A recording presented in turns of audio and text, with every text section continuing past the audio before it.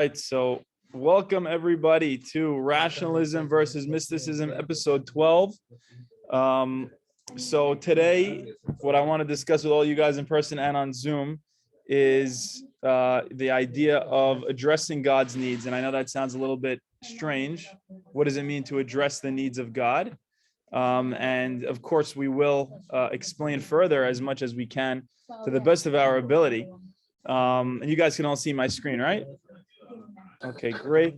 So, welcome, ID. Good to see you again, Ronnie, Dr. Nasser, Victor. Not sure who AK is. Welcome, everybody. And if, of course, you have any questions or comments throughout, please, I'd love to read it. So I want to just start off with a couple of interesting things that I was reading regarding the Tao and Tao Te Ching. And the reason I want to present the Tao Te Ching is because, to me, it represents a completely other way of looking at a lot of these mystical ideas. You have Taoism, mysticism in one specific way, and then Judaism treats mysticism in a different way in terms of Kabbalah. And I want to hear from you guys the way that you kind of compare it in your mind, this Taoism stuff, and then compare that to a lot of the mystical stuff that we'll talk about within Judaism in terms of Kabbalah, and just how that strikes you and which one is more to you, maybe. So let's see how this lands on us. So I want to read the first quote. Chao Chu asked, "What is the Tao?" The master Nanchuan replied, "Your ordinary consciousness is the Tao." How can one return into accord with it? Meaning, how can you go back into accord with the Tao? By intending to accord, you immediately deviate. If you want to get in line with the Tao, it means that you're deviating from the Tao. Yes, exactly.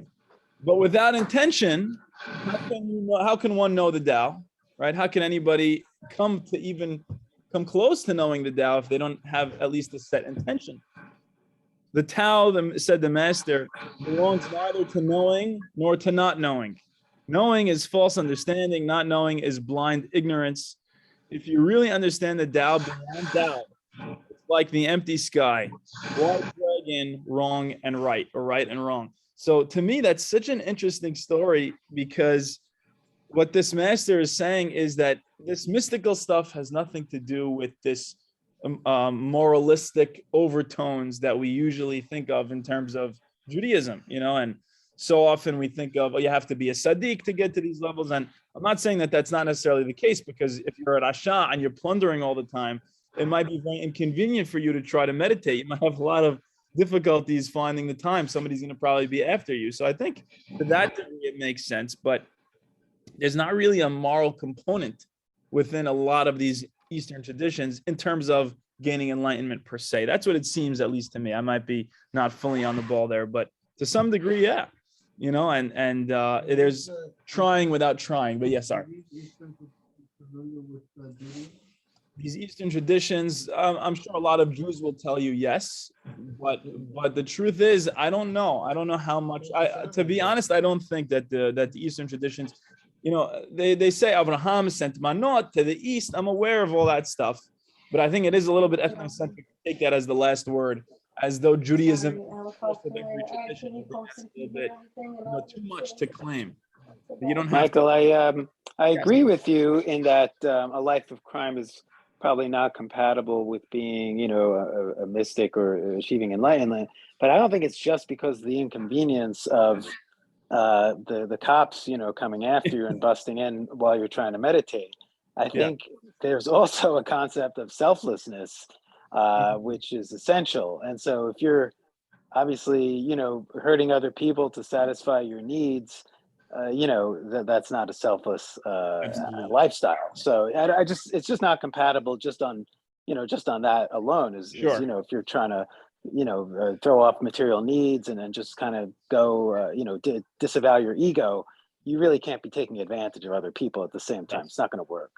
I agree. And the reason I like a lot of this stuff, to be honest, is because it's not moralistic, and it's trying to tell you, if you're trying to be good, then you're missing the point. Oh, Baruch haba. Unbelievable. It's like Derek Jeter walked in the room. Yeah, tfaddal. You come look at my screen with me. Baruch haba. No, tfaddal, don't worry about it. So the amazing thing about this tradition, we're talking a little bit about Taoism before we jump into the Kabbalistic stuff, just to compare Eastern versus Western. So it's very interesting because, there's a saying within these Eastern traditions that says that real virtue doesn't know that it's virtue. Or you talk about humility, right? C.S. Lewis, I quoted on that Friday. Unbelievable, right? I remember the quote. What is the quote? Humility is not thinking less of yourself. It's thinking of yourself less. Thinking of yourself less. Right? Humility is not thinking less of yourself. Right. It's thinking of yourself less. That to me really encapsulates it so beautifully, because humility obviously doesn't mean putting yourself down. It just means not being so self-obsessed. And part of that is when you're trying to be enlightened, you're not really becoming enlightened. I love it. Unbelievable. There you go. That's great. That's exactly. It's the most beautiful thing. It resonates, right? So the beauty of this is, if you want to be enlightened, stop trying. And it's the most difficult thing, because I don't understand. But then you can't say okay, I'm going to stop trying to the degree. Now I'm going to go be a derelict and go do nothing all day and be a lazy bum.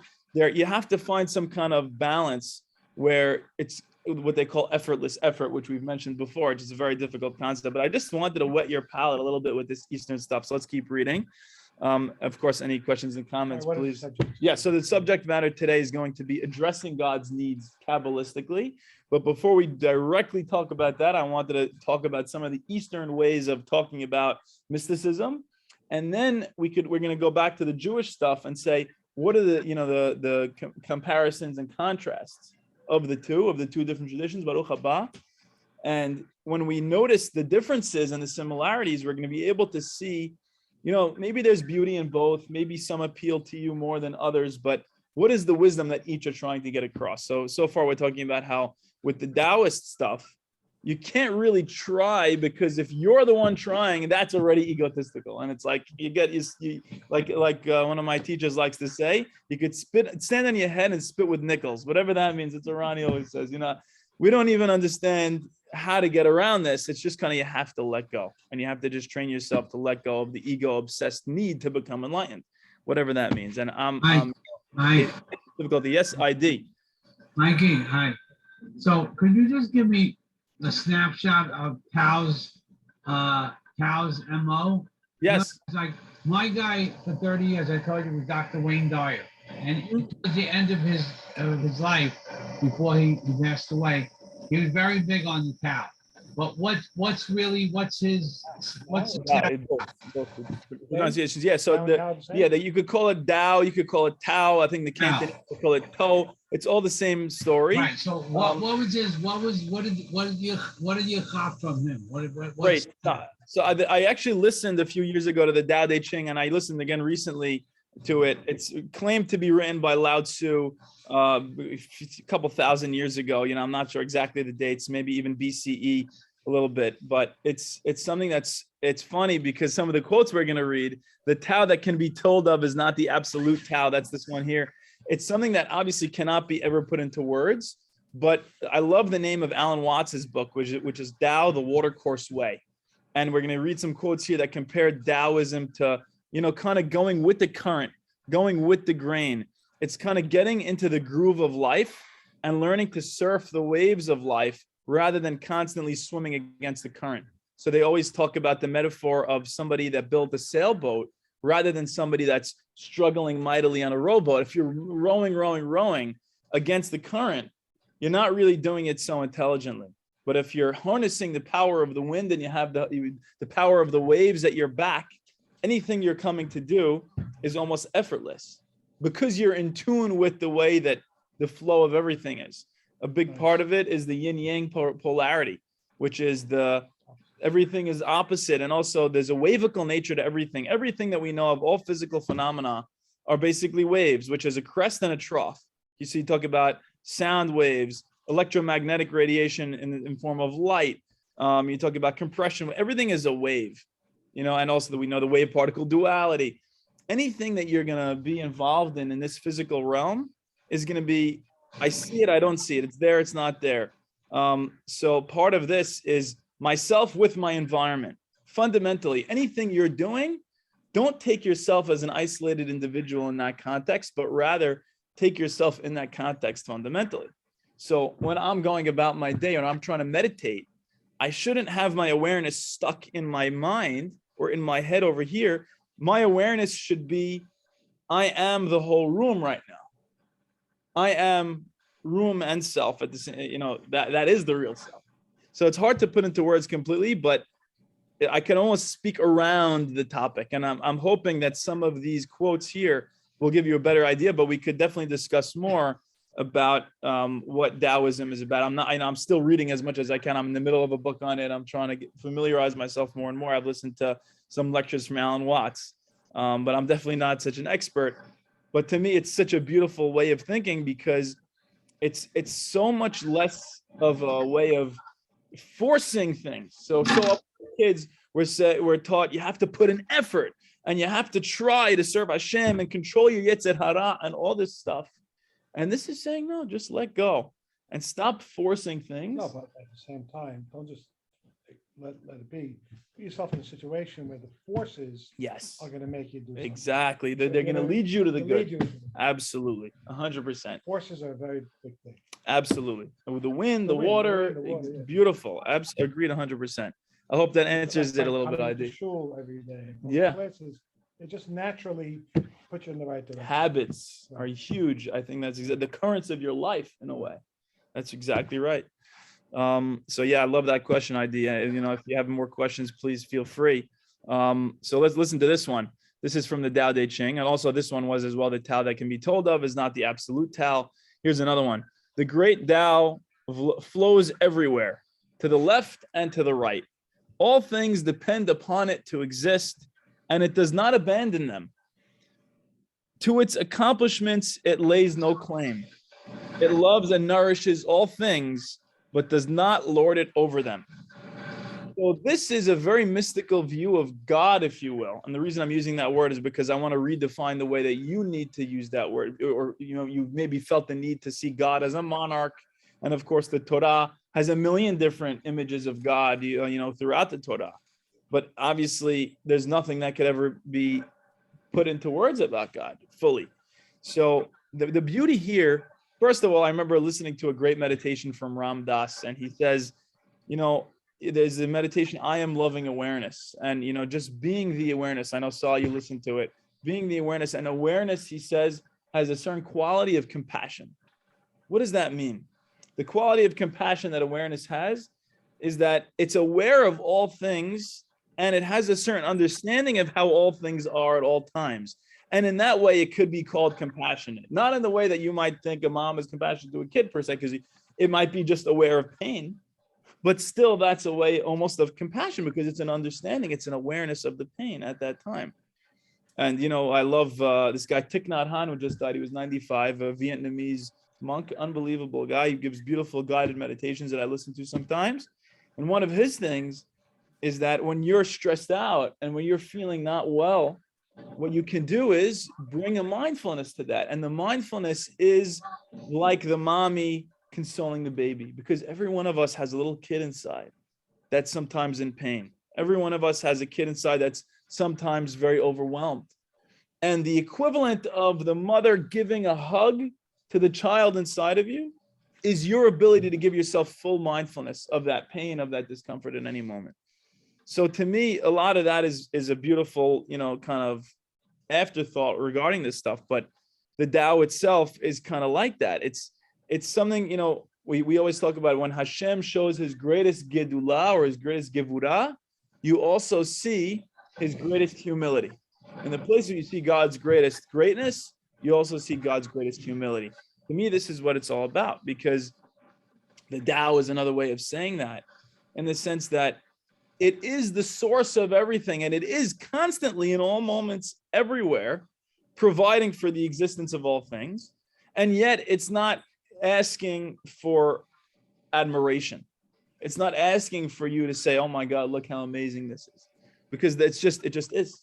It just is doing it. That's kind of and that there's a humility in that. And yet there's all these great things that we see, and there's all these unbelievable phenomena. Can you give us an example of Hashem's greatness and humility at the same time? Sure. I think they say when you talk about Malchutecha, Malchut Kol Alamim, but you also see Hanun V'Rahum, Erech Hapayim, and all these unbelievable qualities.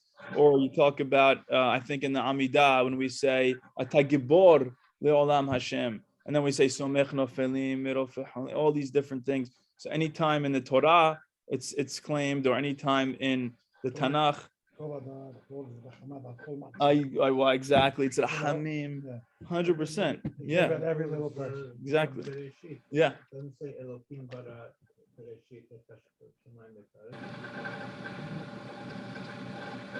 prior to Elohim. Beautiful. All this stuff, yeah, I think that's in a way. And I think even just the mentions of God's greatness are always juxtaposed to mentions of God's, humility and caring for. Hanun ani. I will listen to the cry of the person that's sleeping without a beged. What is he going to sleep with? That's like a, such an ultimate humility thing, and caring for the little guy. And he's saying, I'm also capable of wiping you out if you don't obey that, and that's givura. That's the way. There's a lot of noise on our. Sorry, I'm not sure. Zoom. I don't know what that is. I think it's gonna.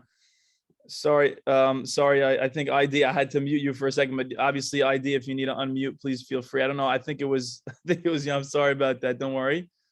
But here, let's see. I can't hear you, ID. If you want to unmute, you can. Let's see. You got me? You click the microphone or click the space button and you can unmute.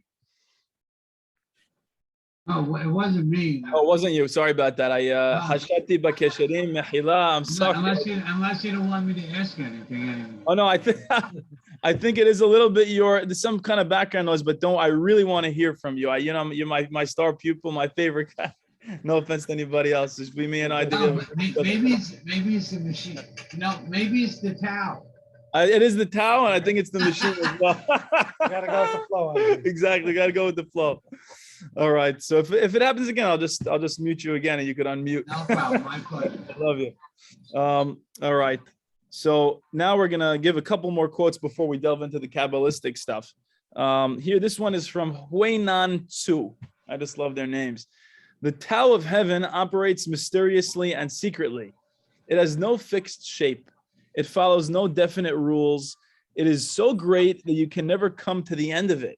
It is so deep that you can never fathom it, right? So there's a certain element here of it's so beyond our comprehension and our ability to understand that it makes us realize how small we are, but it also makes us realize you shouldn't even try to understand. You shouldn't even attempt to, wrap your mind around it, because that's not the pathway towards it. And now here's just a few quotes, all from the Tao Te Ching, comparing the Tao to water, and then we'll go to the Kabbalistic stuff. But the reason I love, like I told you earlier, ID, is this stuff about water is because it really captures this flowing nature of things. And, Alan Watts likes to say, there's two kinds of people out there. There's the prickly people, and there's the more gooey people, or the wiggly people, the prickles and the wiggles. So you talk about people who think, everything is particles. They're very prickly people. Everything's precise and pointy. And then you have the wiggly people. Oh no, everything is a wave. Electrons are waves, really. They're not really particles. And you have some very religious people who are like squares, in the sense that they're like, very rigid in their thinking. They won't do any fun things. Now, I'm not saying you shouldn't be a good person and be religious, but sometimes it's very rigid. And then you have some people who are like, yo, man, let's relax and smoke some weed. And, that's like more of the wiggly people. But I think in reality, there's a certain thing to be said. And obviously everything is paradoxical, but there's a certain wiggly nature to the way that things really are, that we as Westerners very often are trying to escape from and ignore. Look how geometric everything has become, and the streets and the this and the that. And there's a beauty in the wiggliness of things and the curvaceousness of things, and the beauty of Taoism is that the watery, flowy nature and wavy nature of things is trying to give you an insight into that way of being. Stop clinging to the particle nature of things and the prickly nature of things and the left brain logic that we're so often guided by, which just leads to thinking. And instead just get into the groove of everything. I was telling Ronnie, I think the other day, I love the song, Human by the Killers. Are we human or are we dancer? Are we human or are we dancer? It's a beautiful song. And I listened to it. So I was riding my bike the other day, and I'm listening to it. And I also studied string theory to very little degree, a few months ago. But I love it because string theory tells us that really the subatomic particles that we know of, up quark and down quark and all these different quarks, which we think of as like these particles, really, what are they really made of? Strings that are like rubber bands. They're vibrating, each of them in different, angles and different positions and different frequencies. And based on the dimensions and the way that each string is vibrating, it either creates an up quark or a down quark, and then that builds everything that we know of. So what that's saying is everything basically is music. Everything we know of is vibrating strings at different frequencies, which, if you know about music, a string vibrating at a certain frequency creates a certain pitch or a note. I don't really know music that well, but I'm pretty sure that's what's going on. But bottom line, the frequency, I think, is related to the length of the string, and that creates pitch. So it's amazing to me because at its deepest reality, the world around us is music. It is a grand symphony to God, and it is a dance. So get out of this mindset of having to get somewhere all the time and having to think about things all the time, and instead get into the groove and the rhythm of everything, and then you'll be closer to the divine perspective. Because you evolved with two sides of your brain, and now, as he says in The Master and his emissary, Ian McGilchrist, the left brain has almost like a coup against the right brain and has taken over the way that we operate as human beings. And we're not able to really get in touch with the creative and the artistic and the wavy nature of everything. So let's read some of these quotes about water. The highest good is like water. For the good of water is that it nourishes everything without striving. It occupies the place which all men think bad, for example, which is the lowest level, right? And it's amazing to me. What did I immediately think of when I read this? They say, "En ma'im ela Torah," right? And when we read with Ronnie, often we see, the be'er and the ma'im is like nivu'ah and whatever is going on. But the beauty of this is that, what do they say about the Torah, or about, because it's like ma'im? The ma'im always goes to the lowest place. It always sinks to the lowest place. And so too with Torah. It only goes to the person with the most humility, with the person that has the greatest ability to be in the lowest place. Not putting themselves down in that sense, but in the sense of humility. And if, so to me, that really struck a chord, because I think that's exactly the way the Tao is supposed to be, accessed, is by fully letting go of your perceived self, which we have mentioned so many classes. This bundle of a self that you've created is just an arbitrary thing. The sense of an I that you have, a sense of a body and a self as separate from everything in any moment, is completely arbitrary. So just realize that the waves and the electromagnetic radiation that's flowing into you, and the thermal energy and the kinetic energy is flowing into you and out of you at all times. We evolved to see ourselves as this boundary here, but really we're continuous with the flow of all the particles all around us at all times. And that's the beauty of the water image. Mike, could you expound on the water relate, like in Judaism, what Maya is like? Is it heebie-jeebie Maya? So I don't think it's heebie-jeebie per se. I think really what it's trying to say is that the Torah is compared to water because water gives life, for sure. Mayim Hayim, and the Torah gives us spiritual life in a way. But in addition to that, that metaphor of the humility stuff, where the water is always sinking to the lowest place, and the Torah is only really accessible to people who are willing to be low in their ego. Make sense? Yeah. Great. I'm going to mute you again. I'm sorry about that. But feel free to unmute at any time. And She poured out all at the wells, right? Yes, all the imahot Imahot. met the avot, a lot of them at the well. Exactly, beautiful. Listen to this one. It is thus that Tao in the world is like a river going down the valley to the ocean, right? So they're comparing it to a river, right? It doesn't have any resistance. It's not going uphill. It's going downstream, meeting into the ocean. And I love one of these quotes from The Bucket List. You ever see The Bucket List with Jack Nicholson and Morgan Freeman? Unbelievable. And I think right when Morgan Freeman's dying in that movie, spoiler alert, he says that his pastor always says that our lives are like rivers, all flowing and converging into the same ocean. Or Ram Dass, I think, says that, we're all just walking each other home. From infinity to infinity, we're all just walking each other home. I think that's such a beautiful, heartfelt image, because that's what the Tao is. It's just kind of flowing without any effort, without any resistance. And we can get into the flow of that if we really wanted to.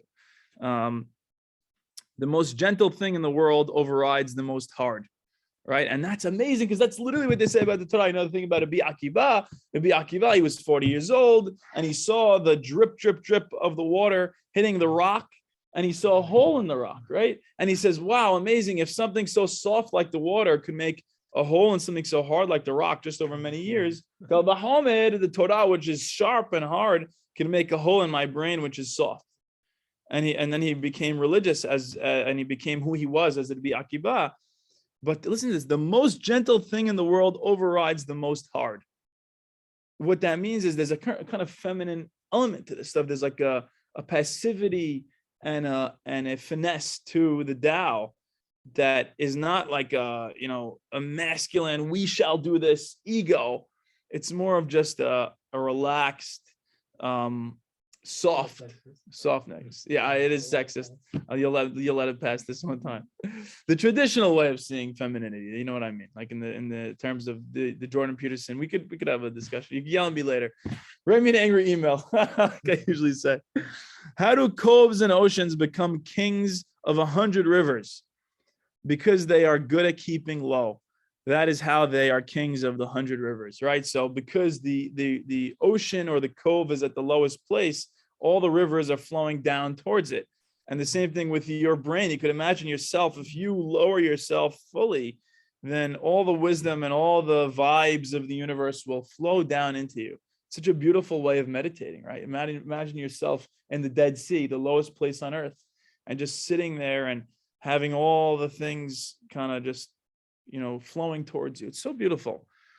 Nothing in the world is weaker than water, but it has no better in overcoming the hard, right? So water is very weak according to this, but also it is able to overcome the hard in the sense that it could just keep on flowing and washing everything away. So I really like that. All right, without any further ado, we'll move into the Kabbalistic stuff, unless, of course, anybody has any questions or comments, please feel free. Okay, great. So now we're going to talk about addressing God's needs. And I'll say needs in quotes because I don't want to offend any of my Maimonideans here. But be careful. I know I got to be careful with. But trust me, we've said a lot in these classes that I should be careful about. But I've tried my best. But what does this mean to address God's needs? So What does he need from us? Say it again. Why does he need anything from us? Exactly. How could a perfect being ever possibly need something from us? So the Mekubalim, still knowing this, I'm sure they knew that, they still wanted to talk about it this way, because of course it's ineffable. Of course, the reality can never be put into words. Say he needs us to do what he wants us to do. Yeah. Yes. Michael, a perfect being wouldn't have created us in the first place, because a perfect being would have no needs or interest in having anything else from I itself. actually said this on Shabbat, believe it or not. I said, how could it be, this is Shabbat day, that how could it be that God is perfect, like the Greeks are saying, and yet he creates a world that we see as imperfect and us, and all that. So what I said, because it says, Ki am keshe'orefu b'nei Israel, God wants to destroy the nation because they're stiff-necked and stubborn. And then he says, I want to save them because they're stiff-necked and stubborn. Moshe, right? Oh, exactly. Sorry. Then Moshe says that. Right. Same thing, Parashat Noach, by the way. Right. Exactly. Yeah. Well, Noach, God wanted to destroy the world because and then at the end, he wants to save the world, ki yetzer lev adam ra mineh, would have the same reason for destroying and for saving. It doesn't make any sense. So the point is that there's an X factor in the middle, like Rabbi Shammar writes about in the Calling Covenant. God has a partner that he could work with in the world. And God, in a sense, needs us to be that partner. Need, of course, is not the best word. It's the only word we can really use. But because we could be the agent on the ground, the guy on the field, in the field, the FBI agent, we could be that guy or that girl. You know what I mean? I got to be careful. But the point is, there's a beauty in that because now it allows for growth. Because if everything was perfect, it would be completely unchanging. And what's the purpose of living if you're not Exactly. He needs you to do this. Exactly. And that's Jordan Peterson's whole mashal. He says, if my son was 10 feet tall and made of steel, he wouldn't be so adorable. I would love that because he wouldn't be vulnerable. Then I wouldn't love him so much. So we love people because of their vulnerability. So Hashem, in a sense, loves us even more because of our flaws. And that's maybe ki am keshe orefu. And perfect doesn't mean unchanging and perfect from the get-go. It means providing for the potentialities to become even more and more perfect, and whatever that means. And already it is perfect the whole time, and it's just ineffable. That's the point. So let's talk a little bit about tikkun olam. We all know this term, tikkun olam, fixing the world. Today it's taken on a very political flavor, doing social justice. It's actually first found in Masechet Gitin in the Gemara. And it has really nothing to do with the political flavor that we see today. It has more of a halachic basis to it. We read in Aleinu L'Shabeach, what do we say? Letaken olam b'malchut Shaddai, right? To fix the world in a way of the kingdom of God, right? Uprooting evil and idolatry that's associated with the evil in the world. Tikkun became even more pronounced during the times of Lurianic Kabbalah of the Arizal. And that's where the idea of tikkun really became much more popular in the past few hundred years. And then, they took it to mean that if you observe the mitzvot, you're going to be able to affect a great change in the world through the sefirot. And whatever that means, we discussed it in past classes. But in a way, you as a human being, because you of all that stuff we just said, because you're a partner with God in creation and in the drama of reality, you're able to have an effect on the inner life of God, whatever that means, by doing things in this world. And they talk about tikkun hanefesh, tikkun avonot, perfecting your soul and perfecting your actions without doing any sins, cultivating moral virtues and repenting. So already, what are you noticing? The differences between the Taoist stuff and all the Kabbalistic stuff? Well, more active. Much more active. There's the idea of a drama. Human beings are seen as main players on this grand stage. So what I want to say is I don't believe that any one way is right. I would never say Taoism is wrong and Judaism is right. And I would never say Judaism is right and Taoism is wrong. I think both are beautiful. It's like Beethoven and Mozart. They both have ways of expressing music. They both have ways of expressing something about the nature of mystical reality. And there's nothing wrong with that. There's nothing wrong with it. But what I would say, it's try to be in a balance. Don't try to go too far in one way or another, because then you might become too radicalized. And if you become too much into the Kabbalah stuff and you become so obsessed with your place, you become too egotistical. And if you become too Taoist, it's possible that you'll become afraid and neurotic about doing anything because you start doubting everything. And already that's a form of ego, because self-effacing ego is also ego, because who's doubting itself? That's the ego. So the point here is whatever unlocks you, whatever is bringing you closer to Hashem, to the Tao, to whatever you want to call it, towards this way of living with the moment, with existence, with the ground of being, with God, whatever the term is you want to use. So to me, they're both beautiful, and they're both different dramas about the way that we want to express reality. Okay, so that's the first section. Now the next thing. What are some basic assumptions within the Kabbalistic idea of tikkun olam? Yeah, the Kabbalists were more interested in tikkun olam or tikkun themselves? Great question. I think they're both intertwined.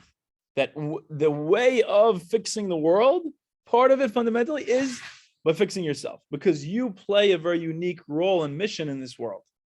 that unless you fulfill your mission, the mission of the whole world is not fulfilled. But the Taoists might say the Tao can never be deviated from anyway. So even when you thought you were doing a Yerida, it was already just leading you towards the next Aliyah.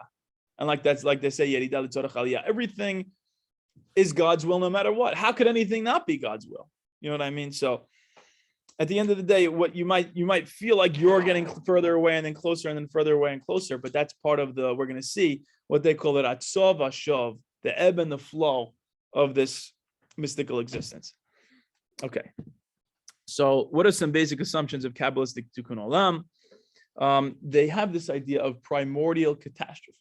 When Hashem created the world using the Sefirot, the vessels shattered. Some kind of primordial vessels of the Sefirot shattered, and they created all of the reality that we know. And part of these vessels became all of reality, and they became kelipot and sparks inside of them. You say it again? And nitzotzot. Yes, shells, exactly. The shells with the nitzotzot are the sparks inside. So the kelipot with the nitzotzot, the shells with the sparks, provide for the existence of everything that we know. The water bottle, the computer, the table, everything, the people around us. And there's an imbalance in the world. It's kind of like Rabbi Sachs, the healer fractured world. That's where he gets it from.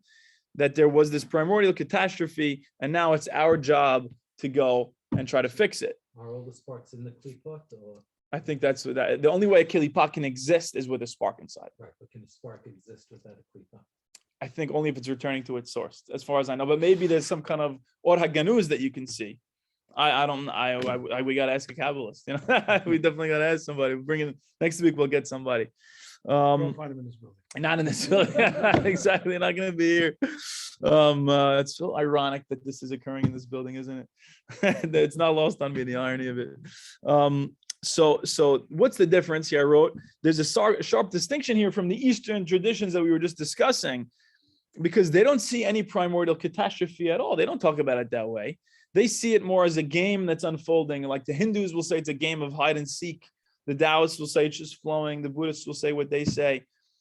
But then again, the Kabbalim will say also, yeah, this drama that's happening, it already is perfect right now.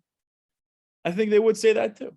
So you can't get lost in any one side of it. You have to keep in mind the paradoxical nature. We said a couple of weeks ago, a mystic without a paradox is like a lover without his beloved.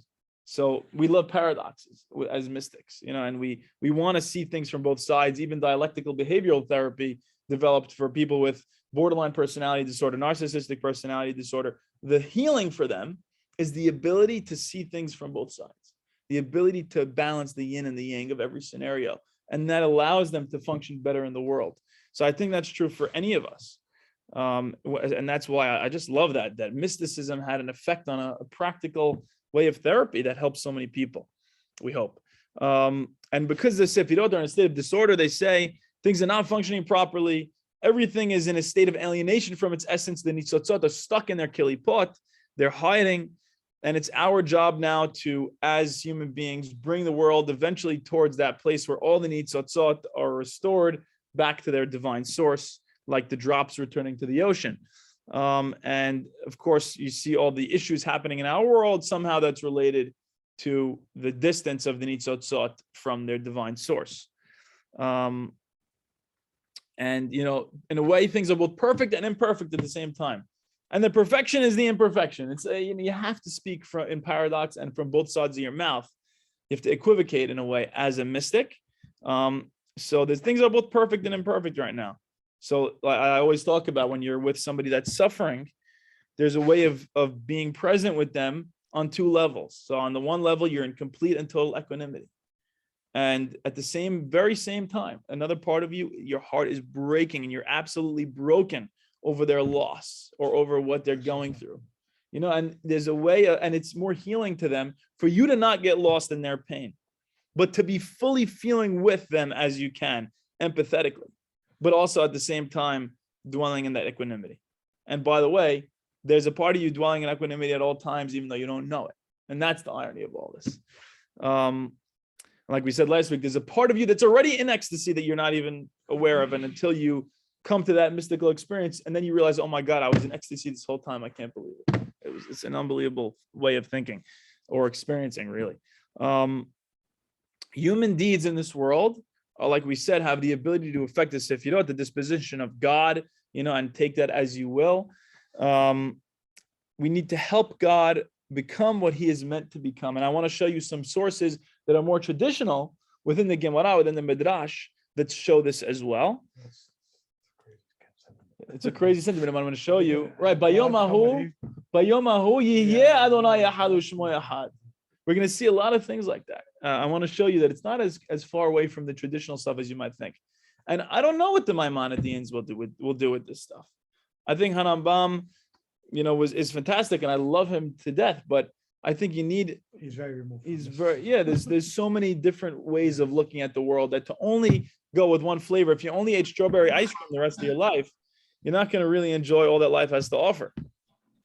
Any questions? Yes. Mike, why do you think the Rambam was so? I mean, for a tower of power that he was, do you have any clue as to why he was anti-heebie-jeebie? Yes, I mean, in my humble opinion, this is why, again, I'm not an expert in this at all, but you could say a few different things. I think I think who Hanambam was at his time was perfect. I am so happy he was exactly the way that he was. I am not asking him to ever be different, and part of the reason I say that is because if he wasn't that, we would be steeped in so much superstition and so much heebie-jeebie that would be leading to a lot of bad stuff. And you see a lot of that stuff like that becomes corruption in our day and age, where somebody's going to bless something and sell it for a lot of money, or they'll say a name under the Torah and charge you a whole boatload of cash. And that's not really great. And Hanambam was very against that and the Avodah Zarah stuff. But I think a lot of it is he was very influenced by Greek philosophy. Say it again. Aristotelian philosophy, exactly, specifically. And he was a product of his place and time, where a lot of the Muslim philosophy, the Sufi was more the mystical, exactly, is the opposite. But yes, the Muslim stuff very much, I think, influenced the way that the person that he was. And that's the thing, when you get to a certain point in your life, you stop asking every single person that you meet to be this icon of perfection. It's like, even especially in a romantic relationship, you're not going to ask your spouse to be perfect.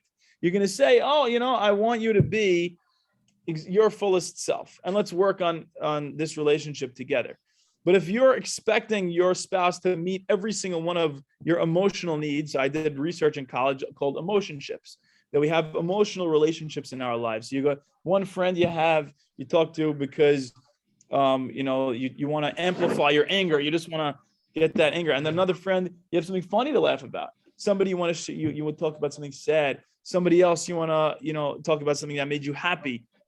People who have the highest wellness, according to the research, are people that have the widest and deepest emotional portfolio, emotionships, right?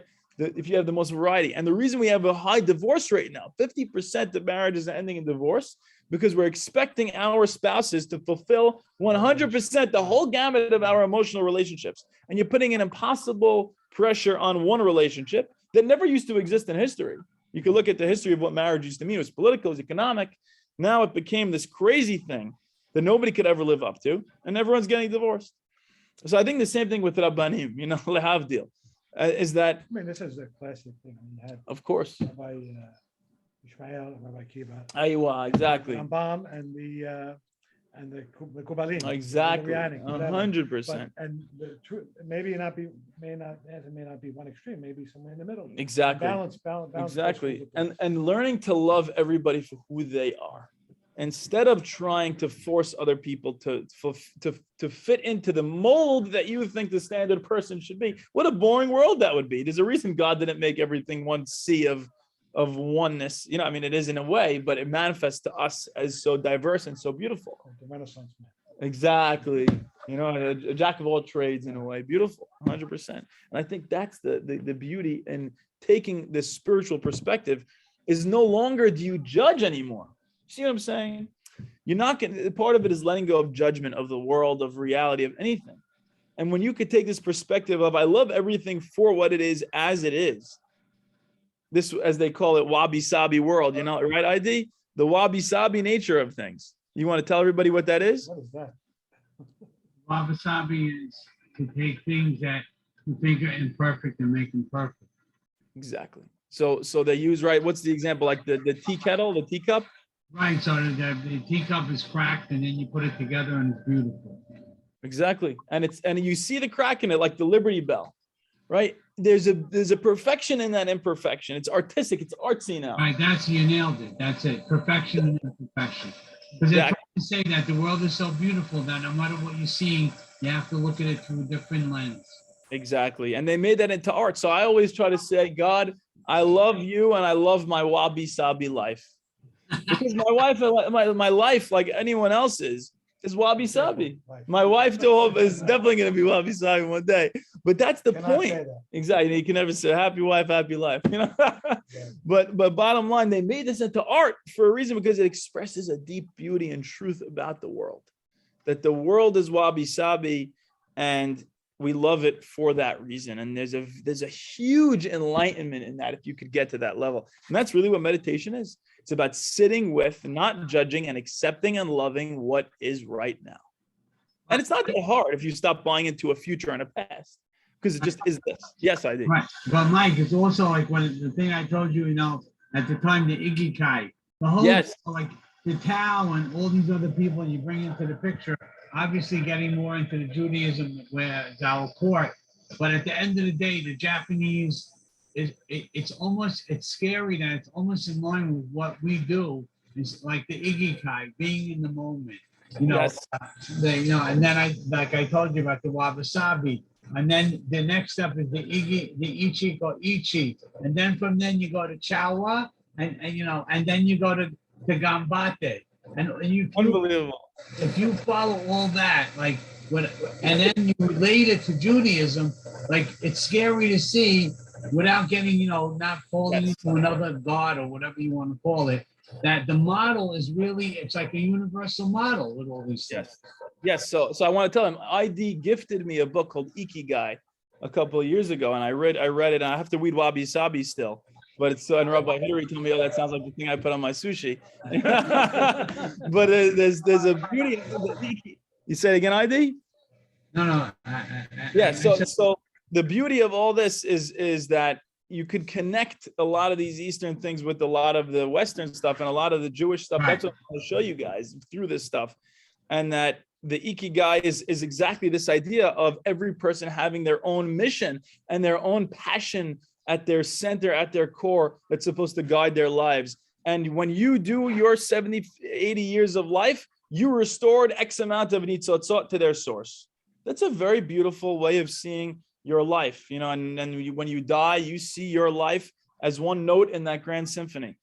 That's a Jewish idea. That's an Eastern idea. That's a Western idea. It's so beautiful. And I think it's undergirding all this stuff. So really, thank you for that idea. Mike, what's going on? Yes, Sammy, Baruch haba. Yes. You were saying Lahavdil something, and you were talking about the Rambam. What's the Rambam like that you were Lahavdiling there? So Harambam is known for, and people will tell you this is not necessarily strictly true, because he talks about, love of God on a certain level, but he's known very traditionally as very rationalistic. He's very rationalist, and he's very influenced by Aristotle, who had a certain rationality towards his philosophy, very, in contradistinction to the mystical stuff that we're discussing. That's why I made that distinction. But there are articles you could read that claim that Harambam had mystical elements to him. I don't, and it's his son, I think, probably, I'm not as familiar, but I would love to know. Yeah. Really? Wow. No way. Oh my God. I got to read this stuff. That's crazy. Rabbi Labaton's Ben Harambam, yeah. Dissertation. Unbelievable. I got to read that. Incredible. Okay. Really send it to me. That's amazing. So that's really cool. And, it's probably no wonder that the son of Harambam, maybe the pendulum swung a little bit. If my father was the Rambam, I might have done the same thing. Yeah. I think it was in the world around him. And Rambam says you should love Hashem like a man loves a woman. Yes, exactly. Thinking about her all the time. Yes. be with a second without Hashem. Exactly. A lot of emotion. 100. We quoted that a few classes ago, and that's the point is that you should never label That's not really mystical. people. It's different. Different emotion. Yeah. I mean, how you love a woman is different than mystical. But would Aristotle say that? Would Aristotle talk about love of God, of this unmoved mover? Can you really love that? And it's like, it's more of a mystical element tinge to it than. The Nabi, when he gets that level, he shakes all around him and awe. Yeah, and they had to play instruments sometimes, like Elisha. He needed the minagin to have an ecstatic experience. Right? Beautiful. So now we said this is something very controversial sounding, that God needs human beings, quote unquote, to repair the world, to help God become what He's meant to become. And all of this falls under the category of theosophical and theurgic Kabbalah. So theosophical means of or relating to the inner life of God, whatever that means, and often used to talk about the Sefirot, I believe. Theurgic goes a step beyond, and it says, not only can you know about the inner life of God, but you can influence the inner life of God to some degree. And that's really an incredible statement. And like we always say, take this with a grain of salt. The paradoxical nature of everything mystical. Don't get too ego obsessed over this now, like, oh, look at me, I'm able to affect a change in God's realm. But at the same time, don't become too ego-effacing where you feel like you have no influence on spirituality at all. So use it as a gateway into a beautiful meditation. So mystical enlightenment is supposed to help every individual discover their unique purpose, their ikigai, like Erwin is saying. Now, divikut in mysticism, I would parallel that to mindfulness, because divikut is a moment-to-moment clinging or cleaving to God and Borei Olam, and this love that we have, and we're in a relationship with this infinity while we're doing the mitzvot. And we mentioned last week that when you get to a certain level, you're able to experience it as though when you removed your ego so much, then now who's doing the mitzvot? It's like God's doing the mitzvot. And who's learning the Torah? It's like God's learning the Torah, because I'm so removed. I'm just the vessel for it to all flow through. And if you get to that highest level of divikut, that's what you could experience. And there's a certain beauty to this, because now, mindfulness in the Eastern traditions doesn't have so much of a human quality to it. It's just be present with what is. But Judaism adds a drama and a love to it. And it's almost like now I can say, every moment Hashem is saying, Michael, just spend one more moment with me. Spend one more moment and spend another. Every moment is God calling, kol dodi dofek, as they say. God's always calling to me to be dovek. Say it again. Shira, exactly, beautiful. And I think it was Rabbi Soloveitchik made it into it, but beautiful, unbelievable. After the 56 war, something? Something like that. I think so. Everybody go to Israel. Maybe 6-day war, yeah. I think it was the 6th day. Israel and yes. Now's your time, as you call it. Exactly. Survival. Yeah. It's so beautiful, right? And I feel like, and maybe I'm missing something, but there are probably a lot of Eastern traditions that have a lot of this love stuff, but Judaism, we're so lucky that we have such a tradition of this intimacy with God. And it's not about your individual ego, it's really about the mission at large, but at the same time, it is about your individual ego. And in the sense that, so it is and it isn't. You play an essential role, but it's not about you. So again, we have this paradox. So we said last week, if you think you're a world, then you're small. But if you know that you're small, then you're a world. That's what I think maybe the Baal Shem Tov says that or something, or maybe Rabbi Nachman, I forgot who. But that really gets it across. We always quote Rabbi Tarfon in one pocket, B'shvili nivra olam, balances that out with, V'anochi afar va'efed. You can't have one or the other.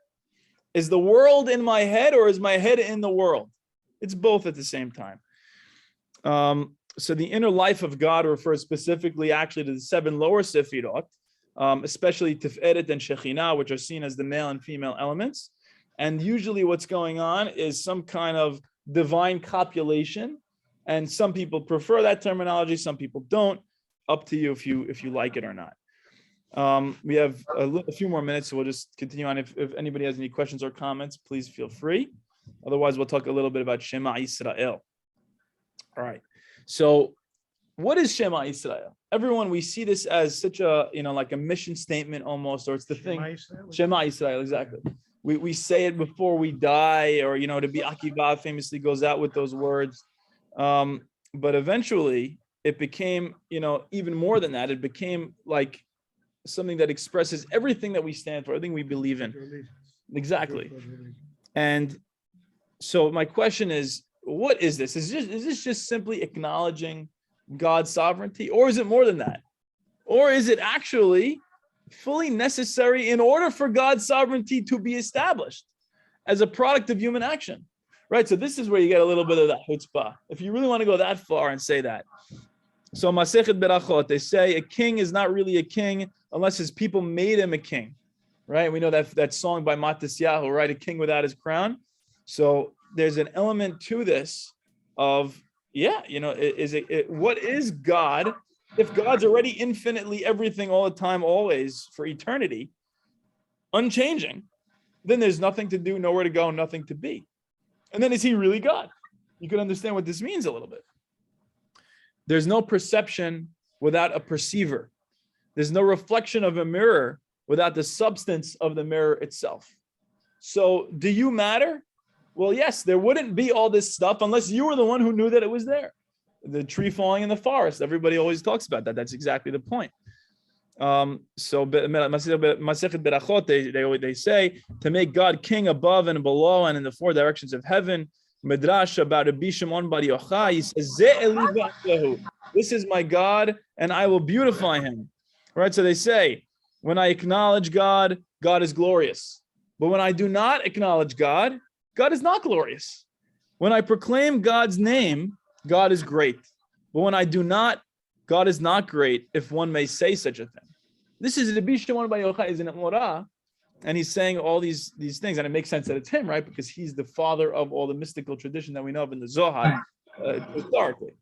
He's the king of EVGB. Exactly, he's the king of EVGB, the Sultan of SWAT, as they say. But Mikey, so what does he mean when he says, when I proclaim God, I got that. But he said, hold on. But when I do not acknowledge God, God is not glorious. Well, what do you mean? He could cherry pick when he likes God? So he's not saying he can cherry pick when he likes God. He's saying if nobody's there to acknowledge God's sovereignty, then how can you call God a sovereign?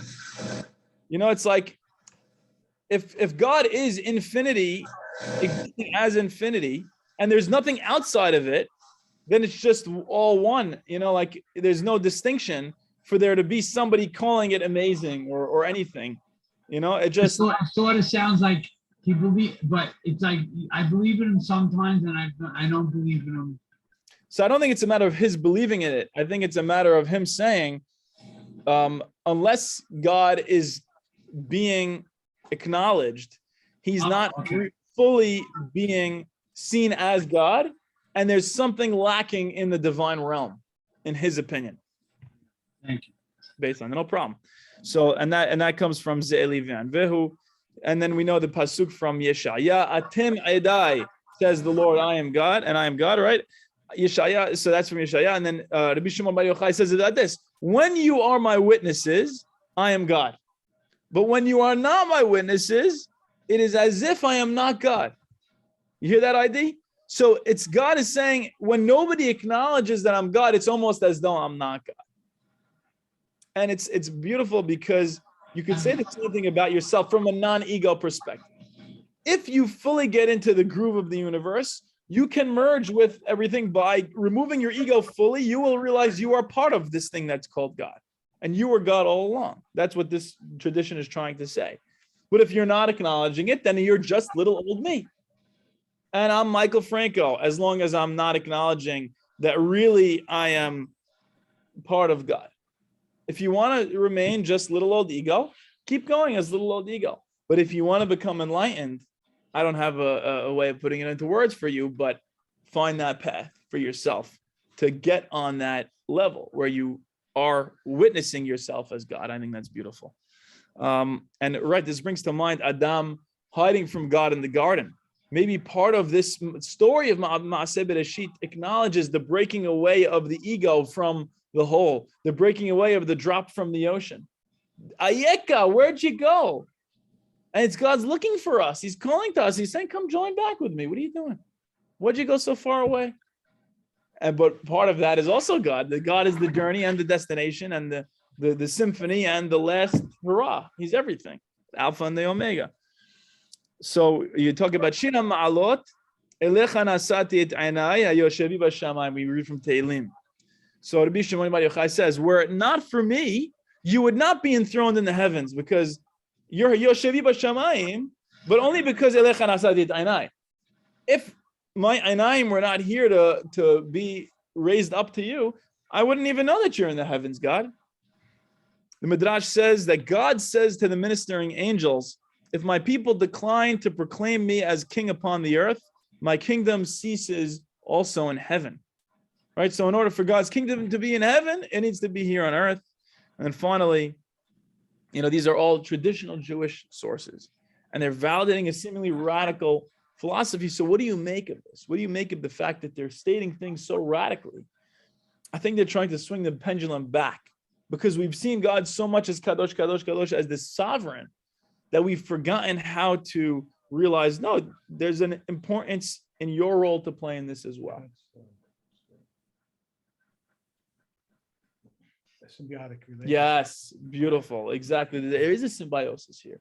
That and it's like the yin and the yang symbol. We always talk about it's the interface of the two that's really providing for the fact that it's a whole in there at all. You need the yin and the yang, and the meeting place of the two is where the magic happens. So I think this is beautiful because we'll end here and we'll open to questions. But this is beautiful because we started off with all this Taoist stuff, and I think it's beautiful and it really resonates, and it resonates for me. I'm sure it resonates with a lot of you guys. And then we talked about this stuff, and it also resonates too. And we mentioned some of the dangers of some of the Eastern stuff for me personally have been, if I try to remove my ego too much, then I become very self-effacing as an ego and neurotic and worried about being and doing anything, because then am I being egotistical? And then the thought of worrying is actually an egotistical thought, because it's very ego obsessed. So you might run into that problem. So to balance me out, I have all this Jewish stuff, which is so beautiful, which tells me, no, enjoy the love of God and enjoy being a partner with God in creation. And there's a reason you're here right now. If God didn't want you here right now, you wouldn't be here right now. And you have a mission to fulfill in this moment, just by being, just by existing. So we'll pause here and we'll continue next time. But really thank everybody for coming. If you have any questions or comments, I'd like to open it up. Otherwise, we'll go say Arbit. Anybody with any questions or comments? I just have one thought, Mikey, on the wrap up. Yes. What you say, there's a book, that's famous book I read. You might have read it, called Flow. Oh yes, I did read Flow. Yeah. Right. So Flow also is that, because you mentioned throughout the class tonight so much about the flow. Yes. But Flow, the guy who wrote it, Mikhail Csikszentmihalyi. Right, you're right. How do you pronounce it? I think it's like Csikszentmihalyi or something like that. I tried pronouncing it. You got it. So yeah. That flow ties in everything you said tonight. I love it. Yeah, I agree 100%. I mean, he is so awesome that everybody quotes him. All these gurus and all these. I read his book 3 times. Wow, unbelievable. Yeah, he talks about achieving. ID is the best. ID is the biggest scholar I know. I don't mean that lightly. He recommends me the best books. But it's about getting to a state of flow in your work, in your play, and when you're playing tennis, and you lost yourself in the experience. And it was such an amazing thing. And you weren't thinking about how to hit the ball. You weren't thinking about, I got to hit a drop shot here. If you're thinking too much. Yeah, that's not right. Exactly. And I think he quotes Flow probably. Oh, really? Yeah. Tennis? On tennis. No way. There was like some tennis match. One of these famous tennis players, like in the game, and he started thinking about how he's going to swing the racket. And that was the worst thing. Wow. That ruined him, because it just has to happen naturally. Yes. If you think about it, you're ruined. You know about the yips in baseball? No. One of these guys on the Cardinals, he was a pitcher, unbelievable pitcher. And it's like the NLCS, he comes out of the gate and he cannot locate the strike zone. He's almost hitting the batter, throwing it 10 feet over the catcher's mitt. Right. And then he could never get back his ability to pitch. He got the yips. The yips. What is that? And then they convert him into an outfielder. The yips is like when you get too much in your own head about every mechanical motion. I heard about this guy. And This it is becomes crazy. the 1800s. Exactly. Early on. No, I think it was even more recently, but there's probably also 100 years ago. But Yeah. it's an incredible. I just watched this whole thing on baseball. What's his name? That Channel 13 guy does all the documentaries. That guy, you know? Peter Gammons? No. No. He did Roosevelt. He did. I don't know. Okay. Oh my God. He did, No. 10-part series on baseball. It's Wow, unbelievable. You really? I just gotta watch it. listen. I gotta Every watch that. 10 years, there's another Ooh, episode. I would love It's that. great. That's great. Yeah, I'm gonna look that up. Oh, you would love it. I would You love that. My dad and I will watch Oh, that. for That's sure. fantastic. But the early history of baseball is fascinating. That's sick. I love that stuff. All right. Anybody else? Yeah, wrap it up. All right. Baruch Adonai le'olam. Amen, Amen. amen. Amen. Guys, thank you so Anyway, much. Mikey, great. I love Bless. it. Thank you, Love ya. Michael. Allah, guys. Thank you, everybody. Allah, Mac. We'll see Take you. care, everyone. Bye.